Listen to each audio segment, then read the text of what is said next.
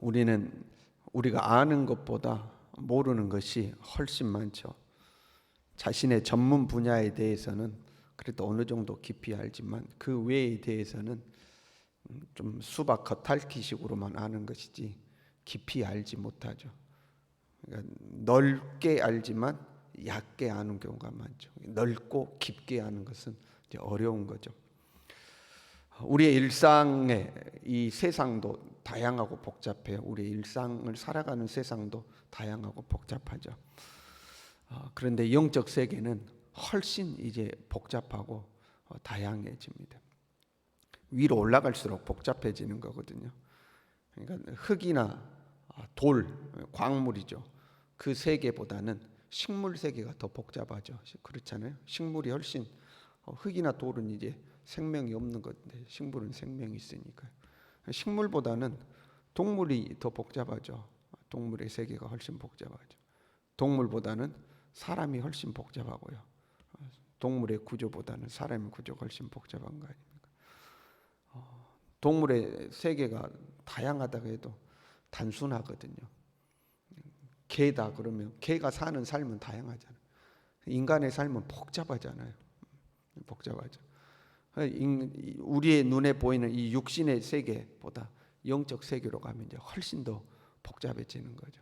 위로 올라갈수록 다양하고 복잡해지는 겁니다. 모든 결과에는 원인이 존재하죠. 원인이 있어야 결과가 나오는 거 아닙니까? 우리의 삶에는 다양한 원인들이 존재합니다.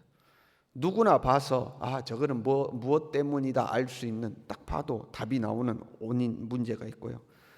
전문가나 지혜 있는 사람이 살펴야지만 이거는 무엇 때문입니다 하고 알 수 있는 원인도 있죠. 그러나 영적인 것이 원인이 되어서 문제가 되는 경우가 있습니다. 근데 이게 어려운 것이 위로 올라갈수록 복잡하다고 그랬잖아요. 영적인 원인은 금방 알기도 어렵고 복잡한 경우가 훨씬 많이 있죠. 그래서 영적인 것이 원인이 되면 왜 이러지 하고 우리가 모를 때가 굉장히 많이 있습니다. 성경은 무엇보다도 죄의 문제를 심각하게 다룹니다. 죄는 우리의 삶에 다양한 문제를 만들어내죠. 영적인 원인 중에 아주 중요한 원인이죠. 우리의 삶의 문제를 만들어내는 그 영적 원인들 중에 많은 비중을 차지하고 있는 것이 이제 죄의 문제입니다. 보통의 사람들은 죄의 문제를 별로 심각하게 생각하지 않는 경우가 있습니다. 그런 사람이 그런 심보 있잖아요. 안 걸리면 되지 하는 거. 내가 잘못했어도 안 걸리기만 하면 되지 하는 거죠. 그러다 걸렸어요. 죄를 지어서 걸렸어요. 그럼 문제가 돼요. 그건 누구나가 보아서 알 수 있는 원인이 되죠. 딱 걸리면 저 사람 죄 지어서 감옥에 갔대. 죄 지어서 벌을 받았대. 누구나가 알 수 있겠죠. 그런데 죄를 지었는데 안 걸렸어요. 죄 짓고 안 걸렸어요. 그럼에도 불구하고 영적으로 그 죄가 작용을 해서 우리의 삶에 다양한 문제를 일으키는 경우들이 있습니다. 나는 죄 짓고 안 걸렸으니까 상관없을 것 같지만 그 죄가 우리의 삶에 침투하게 되어 있죠. 본문의 말씀이 이렇게 되어 있죠. 여호와의 손이 짧아 구원하지 못하심도 아니요 귀가 둔하여 듣지 못하심도 아니다. 구원하지 못하심도 아니고 듣지 못하심도 아니다 이렇게 있잖아요. 하나님의 구원 역사가, 하나님의 응답이 안 나타나는 거죠. 나는 나름대로 하나님 앞에 부르짖었는데 하나님 응답하여 주십시오, 하나님 도와주십시오 했는데 하나님의 응답이 안 나타나는 거죠. 하나님이 응답하지 않고 침묵하시는 경우는 여러 이유가 있을 겁니다. 그러지 않겠어요? 매번 말씀드리지만 모든 문제를 동일한 사람에게 적용할 수는 없는 겁니다. 사람마다 다 다르는 거죠. 똑같이 고난 당해도 이 사람은 죄 때문에 고난 당할 수도 있고 이 사람은 하나님의 연단 속에서 고난 당할 수도 있고 사람마다 그 이유가 다 다르죠. 여러 이유가 존재할 겁니다.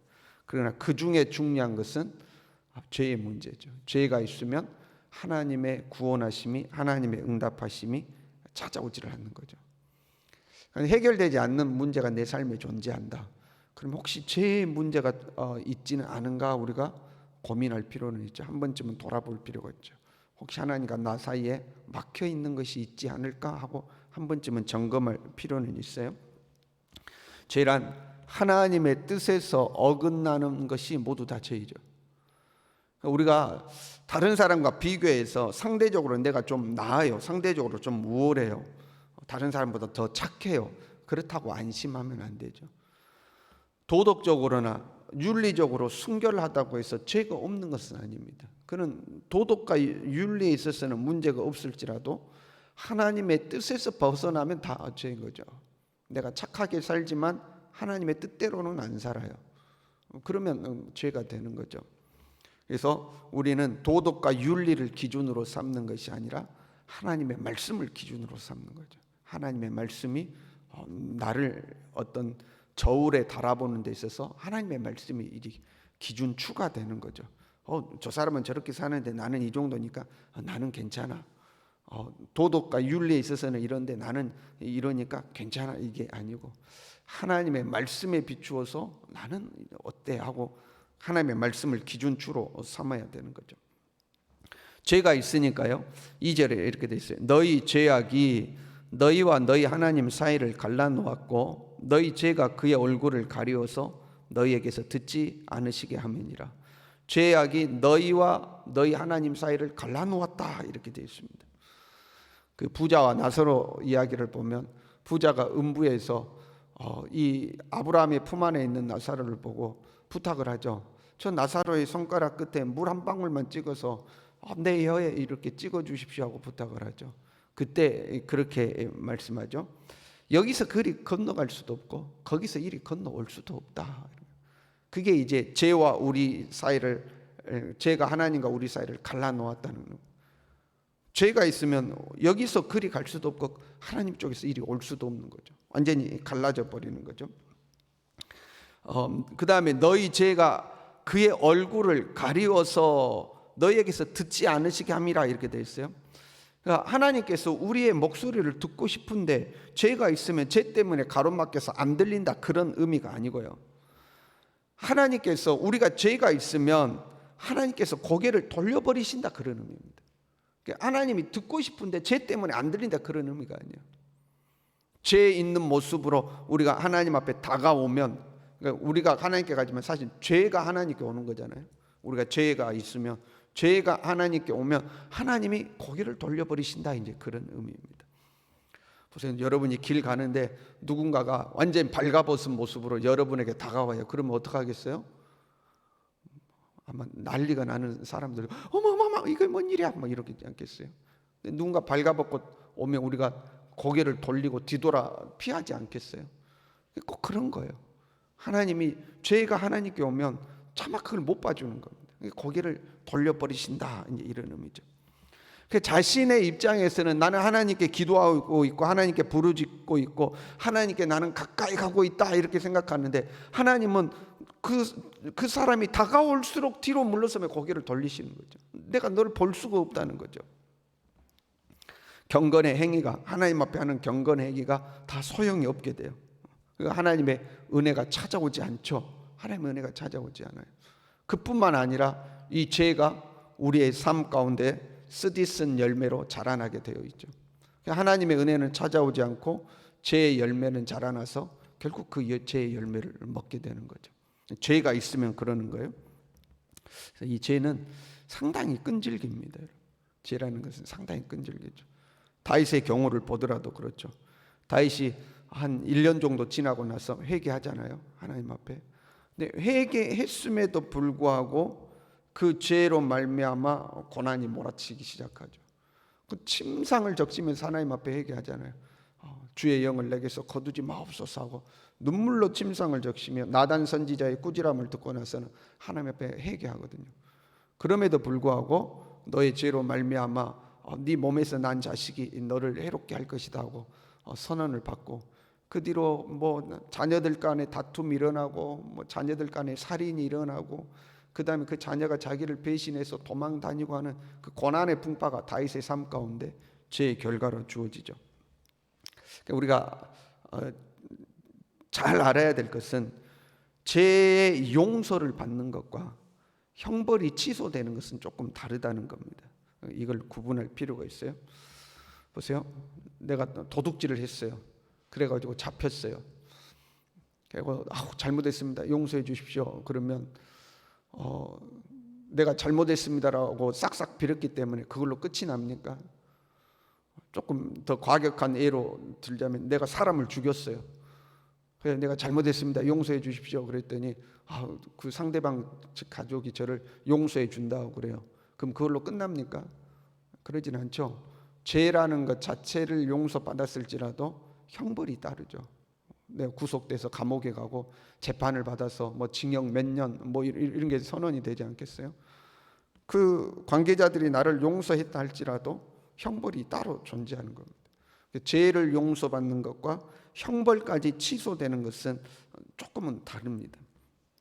율법에 의하면 죄를 지었어요. 그러면 하나님께는 나의 죄를 고백하는 속죄제를 드리게 되어 있습니다. 하나님 잘못했습니다 하고 속죄제를 드리죠. 그러나 내가 죄를 범함으로 피해를 입힌 사람에게는 반드시 배상을 하게 되어 있습니다. 하나님께 회개하고 배상을 해야지만 죄의 문제가 완전히 해결이 돼요. 배상을 해야 형벌의 문제가 해결이 됩니다. 그러지 않겠어요, 여러분? 내가 남의 걸 도둑질했어요. 그러면 도둑질한 것을 다시 다 갚아야 되겠죠. 그래야 모든 것이 해결이 되죠.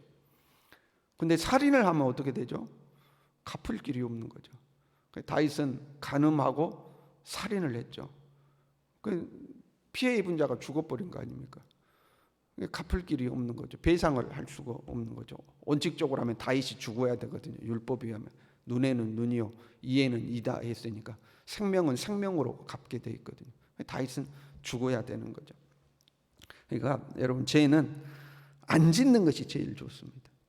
죄는 안 짓는 것이 제일 좋은 거예요. 죄는 안 지어야 돼. 죄를 안 지어요. 철저히 죄를 경계하고 죄를 안 지어야 합니다. 안 들키면 되지. 이건 아주 어리석은 생각입니다. 아무도 모른다 할지라도 그 죄는 우리의 삶 가운데 뿌리를 내리기 시작하고요. 쭉 뿌리를 내리고. 그러니까 여러분 씨앗이 땅에 뿌려졌어요. 그 흙으로 덮었어요. 그러면 안 보인다고 해서 없는 게 아니잖아요. 언젠가 수분과 온도가 맞으면 거기서 발아해서 싹이 트고 자라나기 시작하는 거죠. 아무도 내 죄를 모를 거야. 안 보여. 안심해서는 안 되죠. 그 죄의 씨는 안 보이는 곳에 존재하고 있죠. 이게 모든 상황이 맞으면 거기에서부터 쓰디쓴 열매가 나오기 시작하는 거예요. 죄는 안 짓는 것이 좋아요. 근데 우리가 살다 보면 실수할 때가 있잖아요. 그럼 빨리 해결해야 돼. 빨리 돌이키고 싹이 나기 전에 끝내버려야 되는 거죠. 빨리 해결하고 하나님 앞에 돌이키고 사람 앞에 실수한 게 있으면 용서를 구하고 내가 배상해야 될 부분이 있으면 배상하고 빨리 그 모든 것을 해결해 버려야 되는 거죠. 더 나아가서요. 사실 우리는 복받은 사람들이에요. 구약의 사람들은 범죄하고 그 죄의 용서받는 절차가 상당히 어려운 거예요. 짐승을 잡고 피를 흘리고 뭐 그렇죠. 그러나 그렇게 해도 온전한 죄 용서가 되는 건 아니죠. 완벽하진 않죠. 그러나 우리는 예수님이 십자가에서 우리의 모든 죄를 짊어지고 죽으심으로 우리의 모든 죄를 완벽하게 담당하셨죠. 우리는 짐승의 피로서 용서함을 받는 것이 아니라 예수 그리스도의 그 보배로운 피로 죄 용서함을 받는 줄로 믿습니다. 그러니까 우리는 십자가 앞에 나와서 예수 그리스도의 보혈을 의지하는 거예요. 예수 그리스도의 보혈로 우리의 죄를 날마다 씻는 거죠. 하나님 앞에 잘못했을 때마다 나와서 예수 그리스도의 십자가 보혈을 의지하고 그 피로 우리 죄를 깨끗하게 씻어내고 죄가 우리의 삶에 절대 침투하지 못하도록 예수 그리스도의 피로 날마다 정결하게 되어 우리 그렇게 살아갈 수 있기를 바랍니다. 기도하겠습니다.